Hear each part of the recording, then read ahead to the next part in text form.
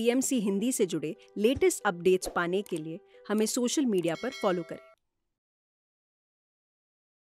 तो धीरे धीरे मुझे सर्चिंग करते करते करते मतलब महीनों तक सर्चिंग करते करते मुझे एक लगा कि जीडी गोयनका जी एक विपस्सना कोर्स करवाते हैं, 10 डेज का शिविर होता है। तो दूसरों के एक्सपीरियंस सुन के मुझे थोड़ा सा उसमें बिलीव होने लगा, तो मैं वहाँ गई।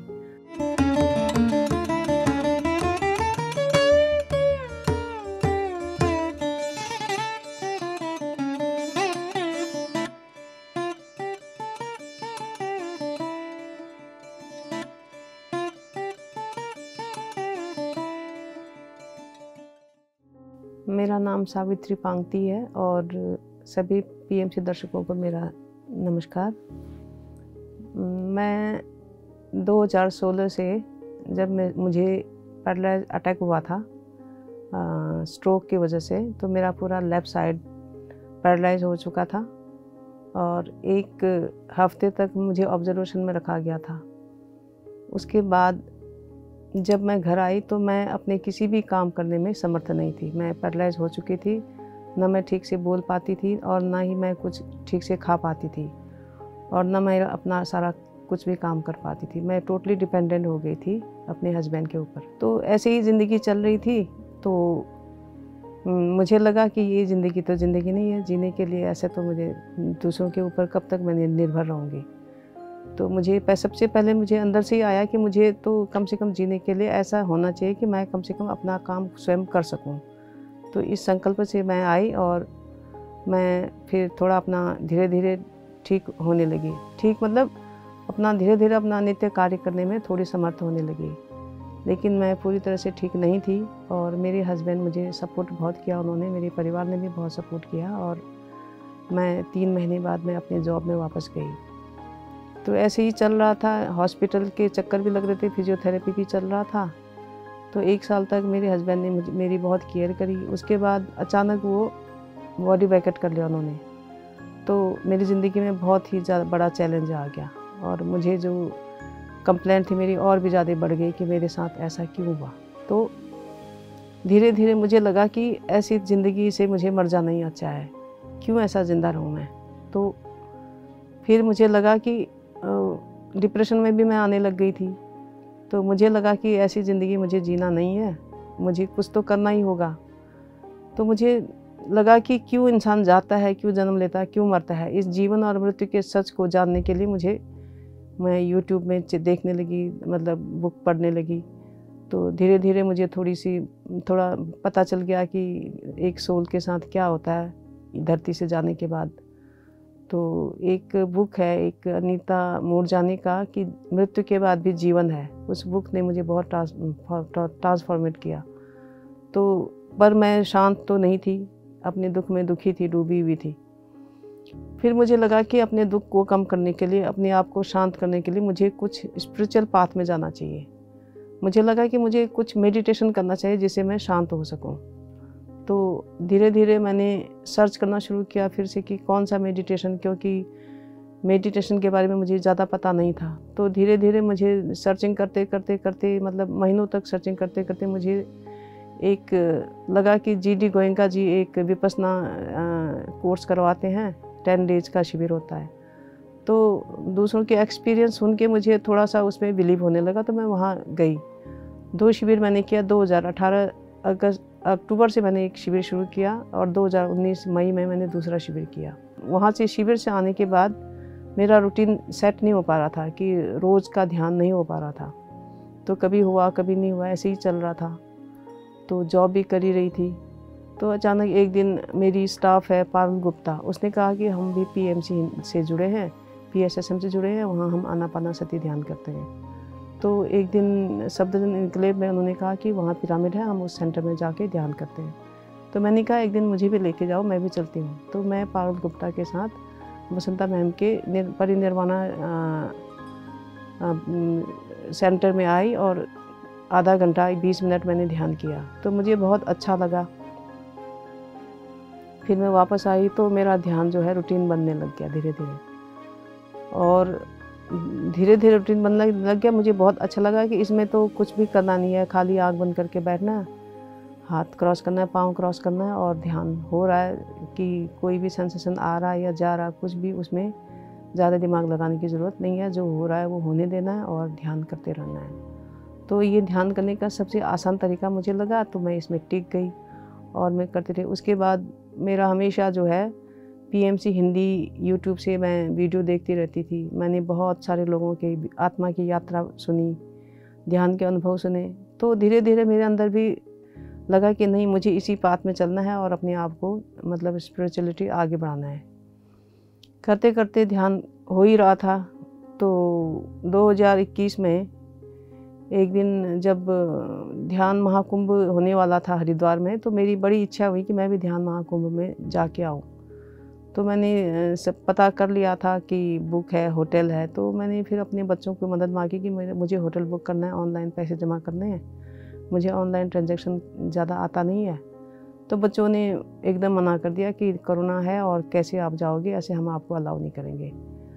फिर मैंने कहा चलो ठीक है, छोड़ दिया। मैंने कहा मन तो पूरा ही था, लेकिन बच्चों की वजह से मैं रुक गई।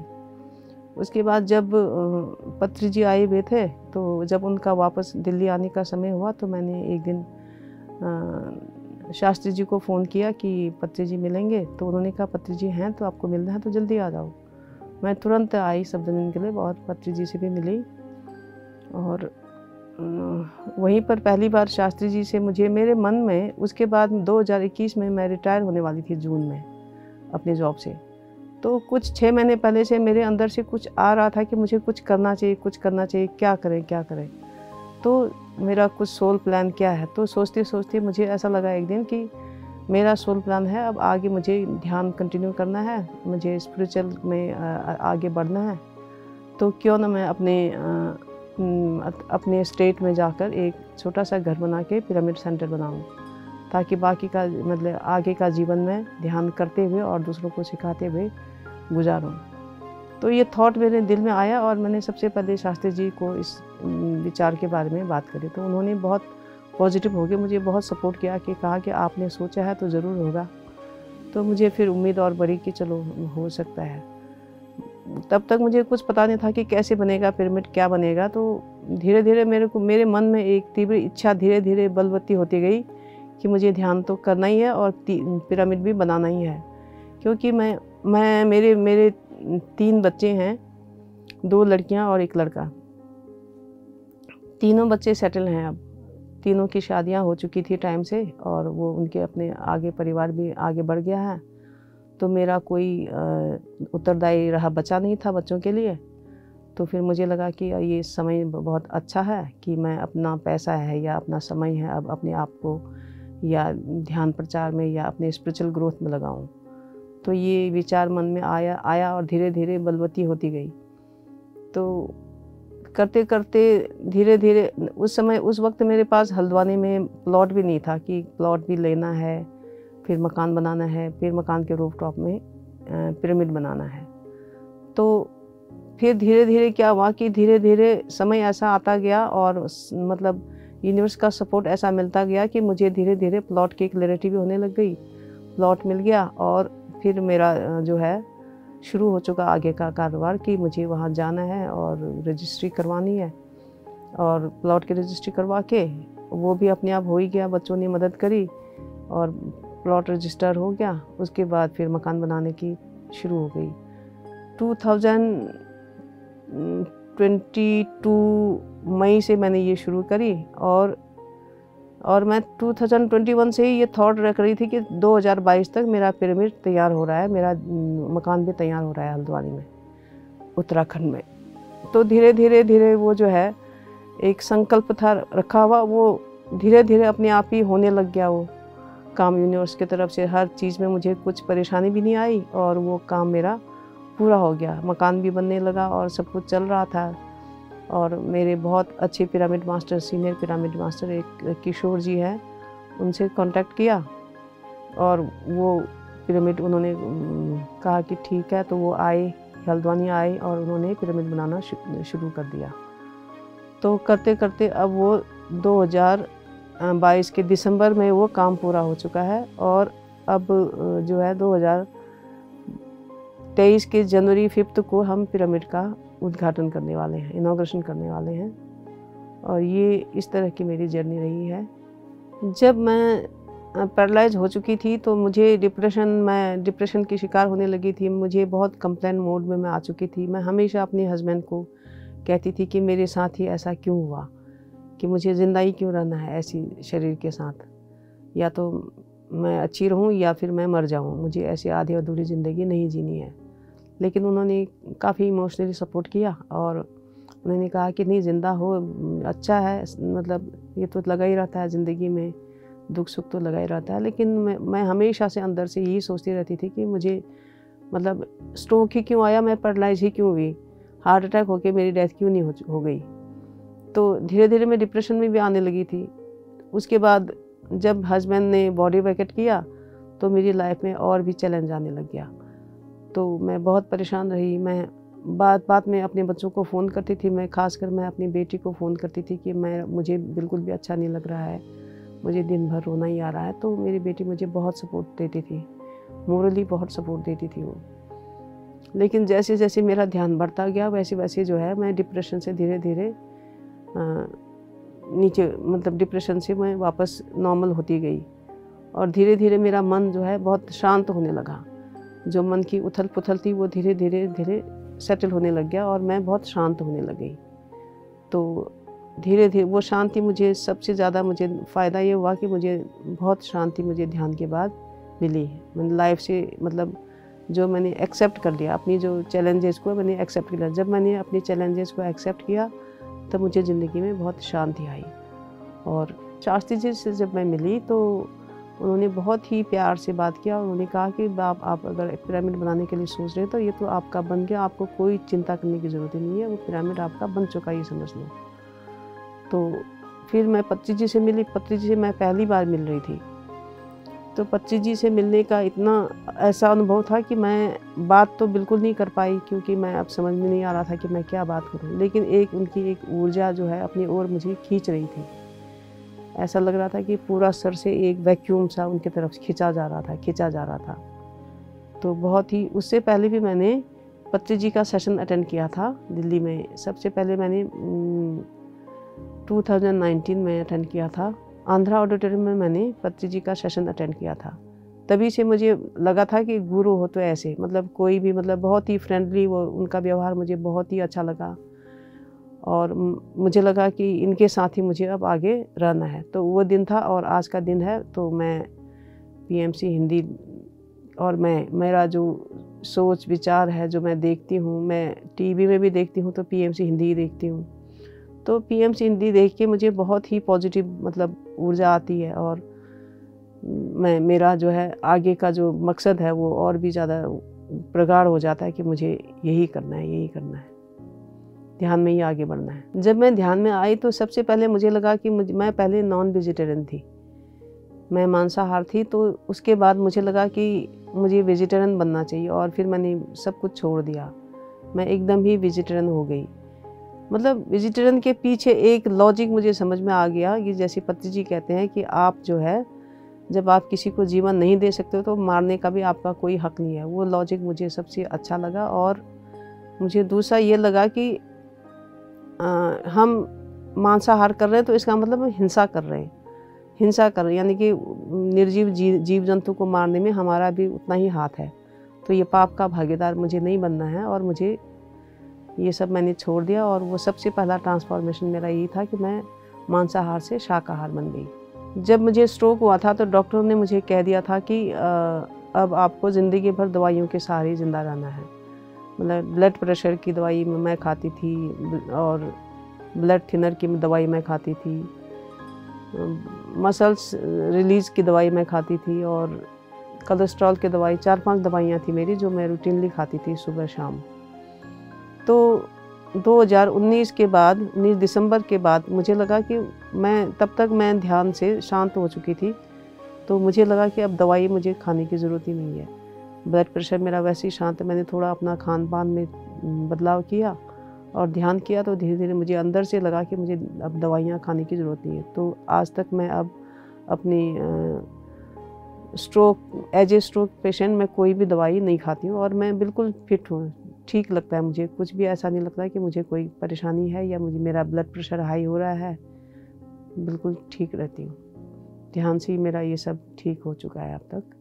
एज ए मैंने जो है लिटरेचर पढ़ी है, मैं हिंदी लिटरेचर मेरा सब्जेक्ट रहा है, तो कई संतों की हिस्ट्री मैंने पढ़ी थी पहले से ही। स्पिरिचुअलिटी के बारे में मुझे पता था कि जैसे संत कबीर हैं, भगवान बुद्ध जी हैं, महावीर जी हैं, तो वो बहुत आध्यात्मिकता में वो ध्यान के से वजह से आगे बढ़े।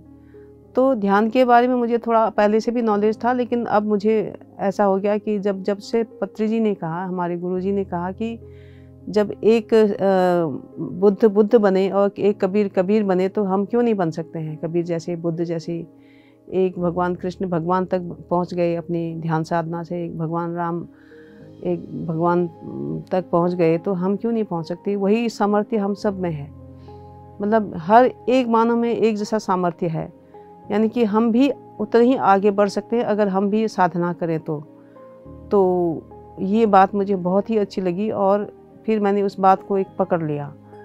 तो अब सबसे PSSM की सबसे खूबी ये है कि सबसे पहले तो पत्री जी का जो संबोधन उन्होंने दिया, my dear master, my dear friends और माय डियर गॉड्स, इन 3 शब्द में ही बहुत बड़ा जो है संदेश है कि हम एज ए फ्रेंडली रहे, सबके साथ हम फ्रेंडली रहें, चाहे वो मनुष्य हो, चाहे वो पशु हो, पक्षी हो, तो सबके साथ फ्रेंडली हमें रहना चाहिए। और हम सब मास्टर हैं। ये बहुत ही खूबसूरत बात है कि पत्री जी ने कहा कि आपने ध्यान सीख लिया, आप 1 दिन के मास्टर हैं, कोई 10 साल के मास्टर हैं, कोई 20 साल के मास्टर है, तो आप 1 दिन के मास्टर हो। आप भी दूसरों को ये ज्ञान बताओ, दूसरों को सिखाओ। आपको ABC आती है तो आप ABC सिखाओ और XYZ तक आप आगे सीखते रहो। तो ये बात बहुत ही अच्छी बात है। मुझे भी लगता है कि मुझे भी यही करना चाहिए। तो जितना मुझे अब तक जितना भी मुझे नॉलेज है, विजडम है ध्यान में आने के बाद, मैं वो दूसरों को बताऊं और अपना ग्रोथ करती रहूं आगे। ध्यान में हर किसी को आना चाहिए, हर इंसान को ध्यान करना चाहिए। ध्यान केवल ये नहीं है कि हमें आध्यात्मिकता में बहुत ऊंचा जाना है। ध्यान हर एक इंसान को, एक स्वस्थ इंसान को भी ध्यान करना चाहिए, क्योंकि ध्यान करने से जीवन बहुत ही सुंदर हो जाता है। लोगों के प्रति सोचने का नज़रिया बदल जाता है। अंदर से ही हमें अपने शरीर के बारे में पता चलता है कि हमें क्या करना चाहिए, क्या नहीं करना चाहिए, हमें क्या खाना चाहिए, क्या नहीं खाना चाहिए, कितना खाना चाहिए, कितना बोलना चाहिए। ये सब नॉलेज हमें आता है। एक बहुत ही सुंदर जीवन हम अपना व्यतीत करते हैं ध्यान के द्वारा ही। तो ये विजडम हमारे अंदर अपने आप ही धीरे धीरे विजडम आता रहता है, ज्ञान हमारे अंदर से ही आता है। हम साथ में ये है कि ध्यान, पत्री जी ने एक बहुत ही खूबसूरत बात कही है कि अगर वो 100 मार्क्स की बात करते हैं तो 33% ध्यान, 33% स्वाध्याय और 34% सज्जन सांगत्य। तो ये बहुत ही ज़बरदस्त बात है कि हम ध्यान, क्योंकि हम ध्यान अपनी कैपेसिटी के हिसाब से हर इंसान ध्यान करता है, लेकिन एक अगर हम स्वाध्याय करते हैं तो एक पुस्तक में एक पूरे संत का जीवन काल का एक दर्शन निचोड़ होता है, तो हम उनकी सीख को ले सकते हैं स्वाध्याय के ज़रिए। और सज्जन सांगत्य से भी हमें बहुत ही फ़ायदा होता है कि जब हम दूसरों का अनुभव सुनते हैं तो हम जो अनुभव हमें नहीं है, तो वो अनुभव हमारा, दूसरों का अनुभव भी हमारा अपना अनुभव हो जाता है। तो उससे भी ये बहुत ही ज्ञान हमें मिलता है कि ऐसा भी होता है, मतलब आध्यात्मिकता में ध्यान करने से ये भी होता है, ये नॉलेज हमारे अंदर भी आ जाता है। तो वो दूसरों का ज्ञान हमारा अपना ज्ञान हो जाता है। ध्यान मैं कर रही थी, तो जब लॉकडाउन लगा तो लॉकडाउन में फिर सब लोग अंदर बंद हो गए, तो हम भी अंदर अपने घर में बंद हो गए। तो अब करें क्या, तो हमारे पास एक ध्यान था, मेडिटेशन हम कर रहे थे, तो हमें तो ये लगा कि हमें तो बहुत अच्छा टाइम मिल गया, अब ज़्यादा बाहर नहीं घूमना है, अपना ऑफिस जाना, ना बाहर मार्केट जाना है, हम बिल्कुल फ्री हो गए। तो उस वक्त हमारा ध्यान बढ़ गया। ये बहुत ही अच्छा समय ये लॉकडाउन हमारे लिए आया। और लॉकडाउन से सब पहले तो मैं ध्यान अपने आप ही कर रही थी, लेकिन लॉकडाउन से फिर मुझे ग्रुप में एक वर्कशॉप ज्वाइन करने का मौका मिला। सबसे पहले जो है एक वर्कशॉप के बाद फिर दूसरा वर्कशॉप हुआ बुद्ध बनो 2 का, तो वो भी मैंने बहुत ही शिद्दत से वो ज्वाइन किया। मतलब 1 घंटा ध्यान और 1 घंटा ज्ञान और एक्सपीरियंस शेयरिंग। तो मैं लास्ट तक मैं बनी रहती थी। ध्यान करने के बाद हर एक का जो है एक अनुभव मैं सुनती थी और उससे हमें बहुत ही ज़्यादा अनुभव हुआ कि ये सारा सबका अनुभव हमें अपना अनुभव लगा। और विजडम जो शेयरिंग है वो तो बहुत ही ज़बरदस्त था। हर मतलब आध्यात्मिकता के हर क्षेत्र के बारे में हमें नॉलेज हुई, चाहे वो कर्मा सिद्धांत है, चाहे वो ध्यान की ऊर्जा है, हर चीज़ के बारे में हमें नॉलेज मिली।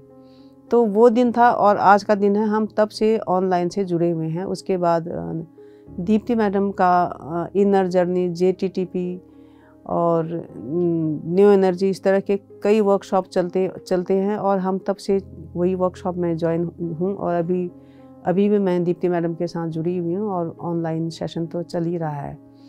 तो ये एक कंटिन्यूअस में हमें ज्ञान मिलता जा रहा है, ध्यान भी होता जा रहा है। हम अपने आप से और करते हैं ध्यान, वो अलग बात है, लेकिन एक कंटिन्यूएशन में एक ग्रुप एनर्जी के साथ जब हम जुड़ते हैं तो उससे हमें बहुत ही फ़ायदा होता है।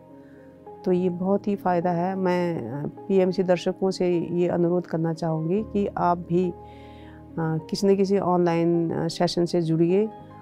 उससे क्या होता है कि आप बहुत ही ध्यान, उसमें सज्जन सांगत्य, ध्यान और स्वाध्याय सब कुछ मिल जाता है एक ऑनलाइन सेशन वर्कशॉप ज्वाइन करने से।